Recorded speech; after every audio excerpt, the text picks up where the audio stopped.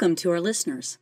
This is a new podcast called A Day in the Life, brought to you by the International Myeloma Foundation, also known as the IMF. We hope that this Day in the Life podcast will provide inspiration and messages of resilience for patients and caregivers from all walks of life. We recorded our first interview with Jen Curran on February 21st, 2020.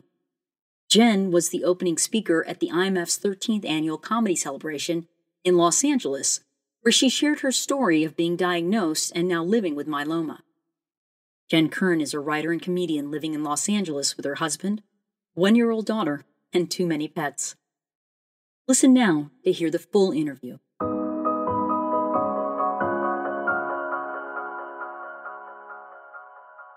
All right, well, just going to start with talking a little bit about the talk you gave at our comedy celebration. I listened to it online, and I know you talked a lot about what the diagnosis process was for you, which was a misdiagnosis at first. But for people who are listening for the first time, if you could share with us how you were diagnosed with myeloma. So I had a baby actually a year ago, almost exactly. Her birthday was yesterday, so she turned a year. And I had her after trying to get pregnant for quite a while, so we were so excited, and the pregnancy was going along great, but then there ended up being I had high blood pressure, and I had protein in my urine, which they call preeclampsia when that happens during pregnancy. Mm-hmm. And they're always checking that stuff because of the potential for you to get preeclampsia. So they were testing me all the time, and the stuff started coming up positive. And so they started to get really concerned because the levels of the blood pressure and the protein in my urine were just not matching up. And it seemed like something else was out of whack. So even though they called it preeclampsia, I had a high risk OB who basically said, you know, I'm really concerned about what we're seeing here, and you need to go get tested as soon as the baby is born. So they took it really seriously, and they put me on bed rest for the end of this pregnancy. I was on bed rest for 3 months, which was awful. And I mean, I guess I shouldn't say it was awful. It wasn't so bad. I got to lay around and watch TV and do puzzles, which could have been worse. But so after the baby was born, and she was born without problem, they induced her a little bit early because they were really concerned about all these levels they were seeing.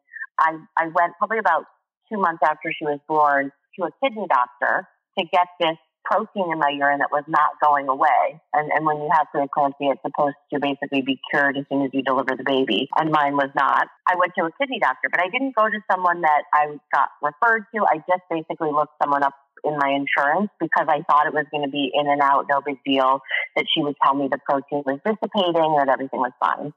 So I went to this kidney doctor. My baby was 2 months old, and I lugged her with me, and they tested my urine again. And when the results came back, it was not at all what I had expected, which was that I thought the protein was going to either be headed down or be gone completely. She said it's still there, and it's even higher than it was when you were pregnant. So I was very concerned about that, and talking to her about what do you think it is and this and that. And she definitely looked confused, like she didn't know what was going on, which was very concerning to me because, you know, you want your doctor to seem like they've at least seen a case like this before. But she seemed really perplexed, and after she thought about it for a while, she basically turned to me and said, I don't think there's anything wrong. I think you just need to lose weight. So go home and start dieting and exercising, take the baby on walks. You know, she kind of gave me this whole speech about don't, eat less sodium, don't eat stuff from a box. And it was a very jarring conversation because I truly thought that there was something else going on. And it felt really like, oh, that's all this is. I don't know. That doesn't sound right to me. And so she told me she didn't want to see me back for 4 months. And so I went home and started to think about this idea of dieting and exercising. And I had a brand new baby, and I was not mentally in a place where I wanted to start dieting. And, I had started to really think that dieting wasn't so healthy. And so it just, all of it was really coming into conflict with itself. So I finally decided to go get a second opinion probably about 2 weeks later, just because I felt like something is up. I don't like this. We wanted to start trying to have another baby pretty soon. And I knew I needed to get this protein taken care of if I was going to get pregnant again. So long story short, I went to this other doctor, and she instantly said, oh my gosh, this is very worrisome, and there's nothing that diet or exercise or losing weight could do to help these lab results I'm seeing, and we need to give you a kidney biopsy right away. So that was very relieving to me because I felt like someone was finally taking this situation seriously. It was sort of a long experience. I think a lot of people go through this when you get diagnosed with cancer. You certainly don't find out the day after they run the test. She runs the test, and then at first everything comes, I have to go overnight in the hospital, and at first everything comes back fine, you're healthy, the kidneys are great, there's no problem. We're going to do some additional testing to figure out what's going on, but we'll let you know. And then, of course, this additional testing, when they do whatever, look closer in whatever microscope they have to use, showed that I had something called kappa light chains. And that's basically a type of multiple myeloma when you have too many light chains, which is just a part of the immune system as far as I understand it. So not everyone has light chain myeloma. I particularly did. And she was a kidney doctor, not an oncologist. So she was just telling me, I think this might be cancer or some other disorder that's very serious, and I'm going to refer you to an oncologist. So I get referred to the oncologist, and, those are big words, obviously, oncologist, cancer. You could have to have a lifetime of treatment was what I knew going in there. And then that doctor had to do a bunch of tests and do a bone marrow biopsy. And first he thought it was something else, and back and forth and this and that. And finally, I would say probably 2 or 3 months after I went in for the initial test, I was diagnosed with multiple myeloma. It took quite a while for them to figure that out, but then they did get to the bottom of it. And so I started treatment in August of this past year of 2019. And what is it, if you're open about it, what type of treatment are you undergoing? Yeah, so the treatment is, I actually ended up leaving that first oncologist I was with. I was not a huge fan of his. And I ended up, we just had there was just a few things that kept coming up that were red flags to me. And one of them was that I wanted to have some eggs retrieved. I'm young. I was only 38 at the time I was being diagnosed. And I wanted to see if I could do some preserving of my fertility. And he kind of told me some untruths about it and caused some problems for me in trying to do that. And it turned out there was actually a charity, an organization that helped cancer patients of reproductive age preserve their fertility. And so I got a lot of it paid for by this great organization called Livestrong that was able to do that for me. And so there's a ton of support out there, just a sidebar for anyone who's still of reproductive age who wants to do some fertility preservation before they start treatment. There's a ton of financial support available. And so once I figured that all out and decided that this wasn't the right doctor for me, I started with a different doctor who's fantastic, and I like him a lot. His name's Dr. Berenson. The treatment he put me on is, they call it DVD. So it's a drug called Doxo. I think the whole name of it is Doxorubicin or something like that. Yeah. Yes. Velcade. Yeah. X. And then I take Velcade, and then also dexamethasone, which is a steroid. So that's the treatment I've been on since August, and I finished my 7th cycle of it a couple weeks ago, and I'll be going in just a few days to find out if I have to do an 8th cycle or if they're going to put me on maintenance or what the deal is, because all my numbers have been going down, which is excellent. And he says I'm in partial remission at least. So listening to you, a couple of questions come up.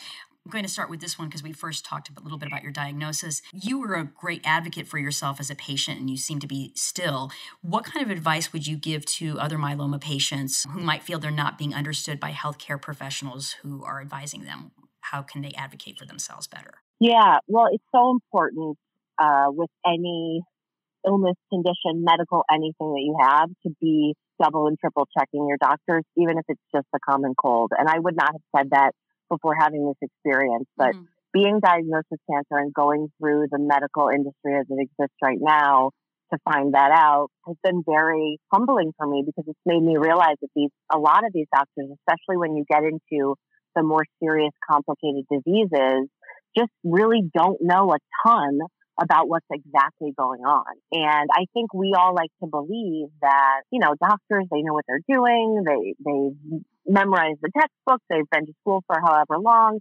But I think once you get into, for lack of a better way to say it, the upper echelon of some of what they can treat you for in life, serious, deadly cancers, some of them they don't know a ton about. And so that was really surprising for me as a young woman in the world, just trying to get this all figured out. And especially coming out of having a baby, where, again, there's a lot that they don't know about. They don't know a lot about preeclampsia as it relates to pregnancy. And so it just, the whole experience made me really conscious of needing to just be another set of eyes on my own lab results and be another brain behind what exactly might be going on. So what I would tell other myeloma patients and have told other people who I've encountered in this experience who are being diagnosed after I was, is a piece of advice I got, which is find an expert in exactly what you have. So, I thought that the first oncologist I saw, he was actually a hematologist oncologist. And I thought because he had that extra word in his title that was somehow, enough for multiple myeloma, but it really wasn't. He's an expert in hematology, in blood cancer, but he's not necessarily an expert in multiple myeloma. And I would never have known that. It didn't cross my mind. I didn't know there were experts in particular types of cancer. So it wasn't until I found my doctor, who is someone who just deals with multiple myeloma, essentially, that I started to really feel like I was with somebody who knew exactly what was going on.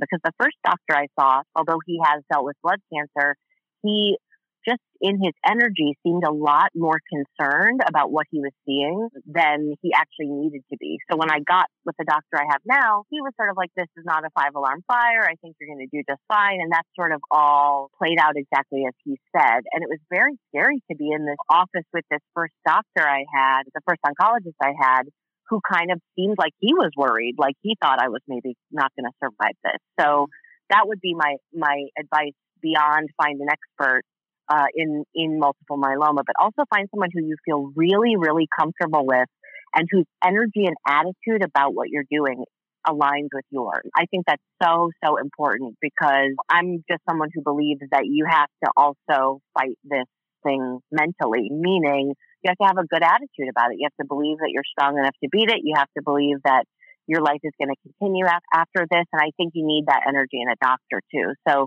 that's really, to me, the most important thing is selecting somebody who you really trust. And in the beginning, I wasn't so sure because I was so shaken by the idea that I had cancer. So I was just going to hook up with this other guy, and he wanted to start treatment immediately. And I was just like, great, let's do it. Where do I sign? Okay, come in Monday morning. But my husband was actually the person who pumped the brakes because he was like, this is a big deal, this getting chemotherapy and having all this medicine start to course through your body. So let's make sure we're really comfortable with somebody. And luckily, we were able to get in with somebody that we really liked before I started treatment with the other person. So, I think it's also very scary to get a diagnosis like this. Not everybody knows what multiple myeloma even is. It's not necessarily a word that you hear a lot in the world. Bone marrow cancer or immune system cancer, I've heard it referred to as all of those things. And that's not something you hear a lot. We hear a lot about breast cancer, but you just don't hear a lot about this. So I know it can be so, so terrifying. And there's a sense from maybe 20, 30 years ago that this is a death sentence. And so I think that people who are diagnosed with multiple myeloma should be aware that the treatments and research and what they're able to do to get this into remission, although there isn't a cure for it, has just come so incredibly far in the last decade. And that there's really a lot of hope for this just being a chronic illness that you have to treat for most of your life, and for maybe them finding a cure, in the next chunk of time. That would be excellent for me, at least. So yeah, that's my advice, is to not think that these doctors are God himself. I think is really important. And also, it sounds like, you obviously have a lot on your plate. You're going through chemo, you're a new mom, you're married, and I also understand that you are a co-director and founder of the Ruby Theater here in LA. Just how do you balance it all? How's myeloma affected how you balance your life with all these different hats you're wearing? I'll say that it sounds crazy to say I was lucky that I got cancer when I had a new baby, but I do feel lucky in the sense that I was already in this upheaval of life. I was already in a stage of life that I hadn't experienced before. This is my first kid. I had no idea what to expect. I was already not sleeping enough and trying to figure out what the days were going to look like. So for this to happen in the middle of all of that,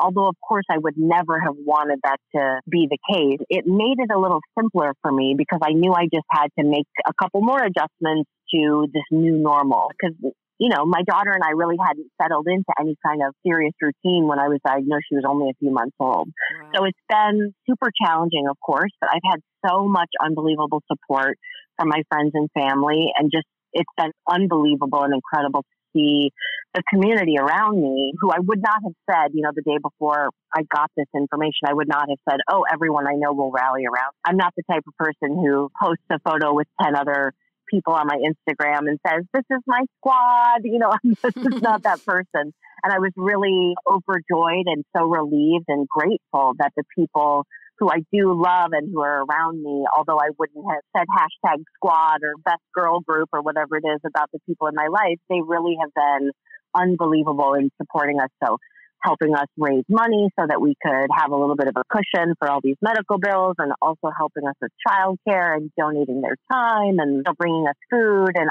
so many amazing things. So that's really how I've been able to balance it, is a ton of help from people. And my mom lives in Illinois, but she comes every month since our baby was born and through this whole first year to help us out and just make sure that she gets some eyes on her granddaughter and that I'm doing okay and that I have a little bit of support for a few days. So that's really how I've been able to balance it all. But I think the other thing, besides really allowing myself to rely on my community and being willing to ask for help when I need it, has been just having a kind of like can-do attitude about it. And again, I'm not somebody who would have said that about myself before this, that I'm, going to have a positive attitude and fight this thing head on. It just wasn't my personality. But that is how I truly feel about it. And that's how I've been able to get through this. It's not ideal to be driving to chemo with a baby in the back seat, but can I do it? Yeah. It's not ideal to have to try to find daycare and be on steroids and worry about whether or not I'm going to live another decade. It's not ideal to do all that, but I can do it, and I'm up for it. And that's actually something that a good friend of mine told me when I was going through the process of getting diagnosed. She has a new baby too, and I was hemming and hawing and worrying. And she said to me, this totally sucks, but you're up for it.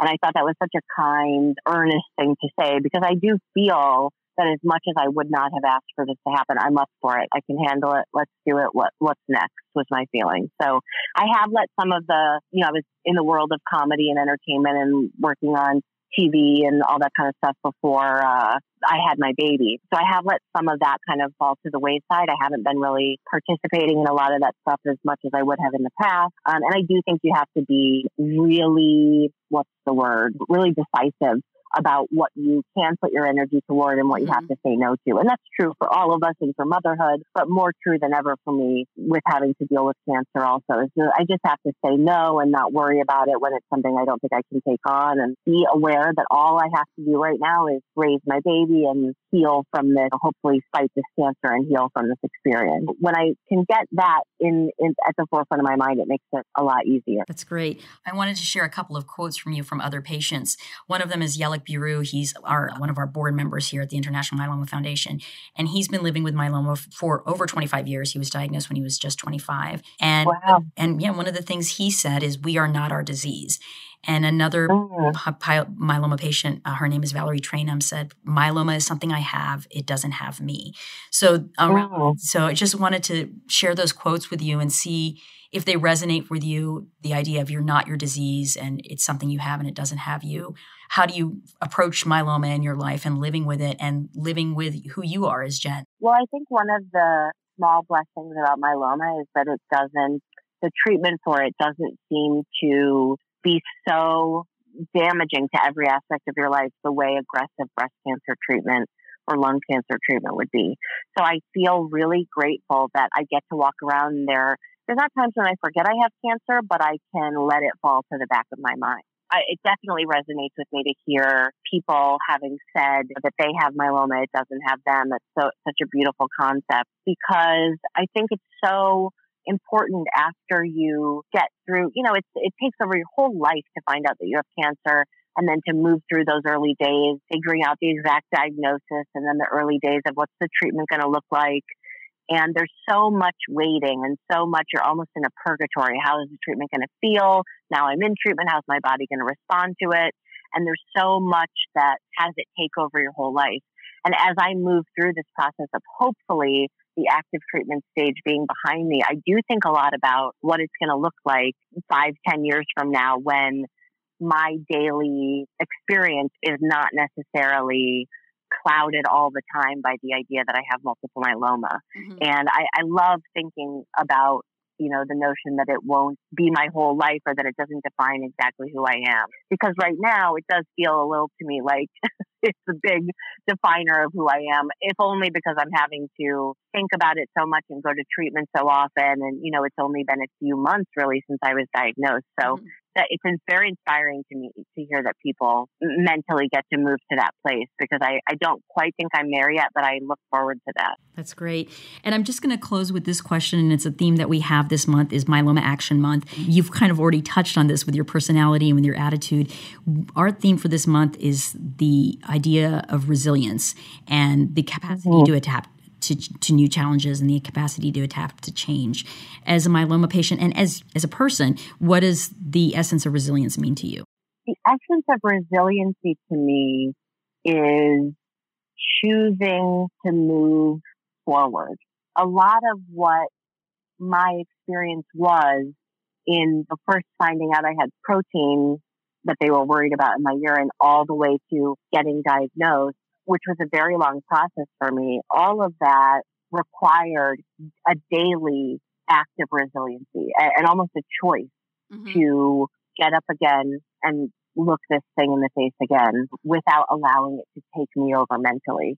And I absolutely had a few days of a real sadness and a pity party when I first started hearing words like cancer from these doctors, because I had a new baby. So it sent me for sure into a tailspin. But after I let myself feel all those feelings, I got to the point of knowing that the only way to move through this was to simply get up every day and choose to keep moving through it, and to look around and have a sense of gratitude for all that I do have, which is incredible. There's so much around me to be grateful for, not just my family, but, the medical community as a whole and how much they've been able to achieve, so that I'm walking into the front door with so much information and a real sense that I might be able to go into remission with this. The idea of being resilient has been so important to me, especially being a young woman and a young mother, has been so essential to me to grab onto and hold on to that on a day-to-day basis.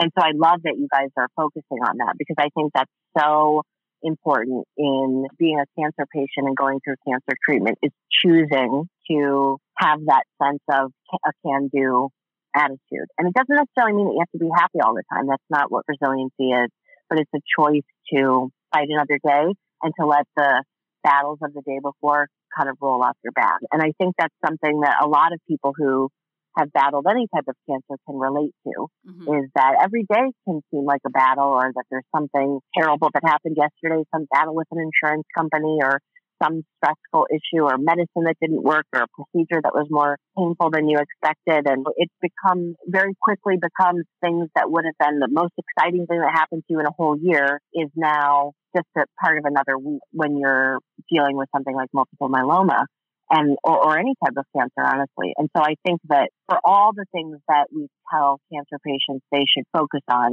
being positive and the right diet and getting some exercise and having loved ones, I do think the idea of being brave and courageous and allowing yourself to be someone who's adaptable and resilient, because we all have that. We all have a store within us, that level of courage. You just might not know it. It just might not be that something has asked you to do that yet. And that was the case for me, not having lived 7 decades of life when this information came into my world. I had, it's a new idea for me to get up every day and move through something so challenging. So it really quickly grew me up as a person and made me start to really look at life in a different way. And I'm grateful for that. I think everything you've said is very admirable, and it's going to inspire so many of our patients. I want to thank you so much for your time. And is there anything else that we didn't touch upon in just the few questions that we had, or that you would like to share with anybody just about your experience or anything that you feel would inspire others? I know that a lot of people who have multiple myeloma are older, but I would definitely say that it was shocking to me to get this diagnosis as a young person, and it's made me more aware of how many people really do get a cancer diagnosis before the age of 40.